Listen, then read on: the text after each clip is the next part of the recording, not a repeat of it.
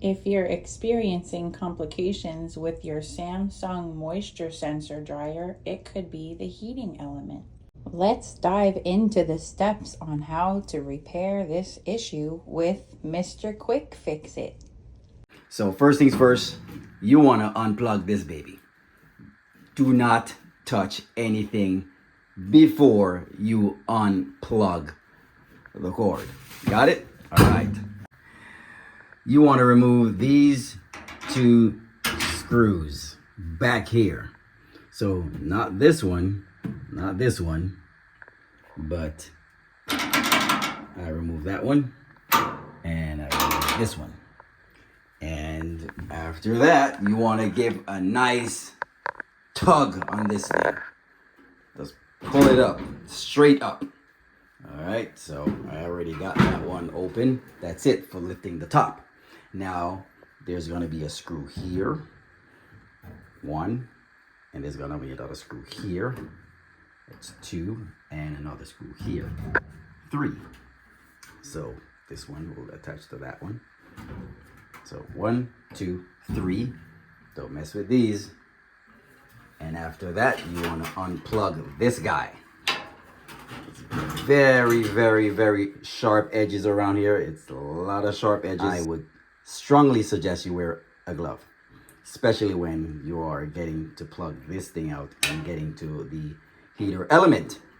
All right, so after that, you want to press on this guy, and this just comes right up. So originally, it should be like that, right above it. You'll figure it out as you go.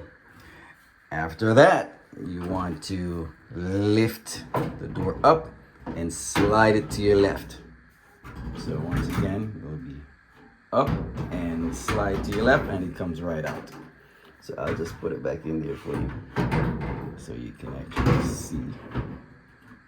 Well, you get the idea. Once that's out, you put that securely aside so nobody gets in any kind of trouble. And we get to our element. Now we have two screws here, one here, another one here, and there are two screws in the back, right there. This one and that panel right here. See?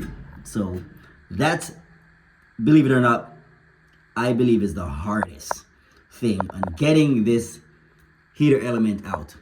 So you can actually get cut, slice upon these areas, very sharp edges. You gotta be careful. So that's where the small Phillips screwdriver comes in handy. So if you're nifty, like I did, and careful, you don't want to break any of these wires. It's just right behind this piece of metal. So it's like an N shape. N is in Nancy. So it's just like this. Two screws are here, and on the other side, it's the same. And once you get those two screws out, and this just pulls right out, and you flip it over, and you have your heater element. So if you find your clothes not heating at all, it could be the heater element. They at times break at some point on this coil of springs. So just to give you a nice view of what the finished product is, there you go. Oh, these are some of the tools that you're gonna need here. That long screwdriver, Phillips, and one of these cutters. This something to squeeze that hard metal together, and maybe this one, short screwdriver, hammer, and this is what I use from out of my little toolbox. I found, I'll tell you right now what I used before, and it did not help because it burnt and came apart. So I have to redo it with a stronger metal. So if you can find something like this out of your assortment of what you might have, And that's what I came up with. This would be too thin. So this is a stronger and harder piece of metal. And this is what I use. And I cut it with this guy here because it's very hard. And if you get it too close where you can't get the springs back together, which I'll show you, you can use a nail and go right in between it, like so, and open it up. With a hammer, of course. And then that will open the space up because it's so hard when you squeeze this together with this guy. It gets really hard and you want to open it up just to get these springs in between. You got to use a nail and open that up. That's what I discovered. Anyway, so you want to overlap after the spring separates. You want to overlap the spring like that. One on top, and as it goes back around, one on top of the other, so it's touching and it continues the heat. So if it's not touching, it might not work. So for now, that's what we have. Put it back together and make sure you have the correct side down.